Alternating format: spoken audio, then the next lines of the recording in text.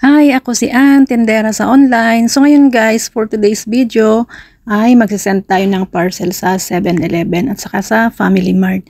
So ayan, pupunta muna ako ng 7-Eleven para mag-encode, kumuha ng barcode.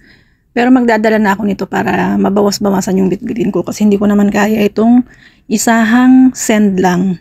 So ayan guys, punta tayo ng 7-Eleven. At eto na nga guys, nandito na tayo sa may 7-Eleven. So papasok na tayo dito para ipadala na tong mga to. Mag-print tayo ng barcode. So ayan. Abay, maaliwalas ang 7-Eleven. Wala pang tao. Wala yung mga estudyante. So hindi pa uwian ng mga estudyante kasi pag uwian ako, ang daming tao dyan. At ayan nga, naidikit na natin yung mga barcode ng ibang parcel na dala-dala natin.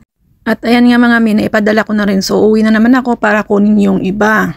So, eto na nga yung mga natitira natin. Bali, dalawang balik pa ako nito kasi hindi ko talaga kayang isang buhat. At ayun nga, at natapos na tayo sa 7-Eleven, dumiretso na rin tayo dito sa Family Mart para ipadala yung isang Family Mart natin.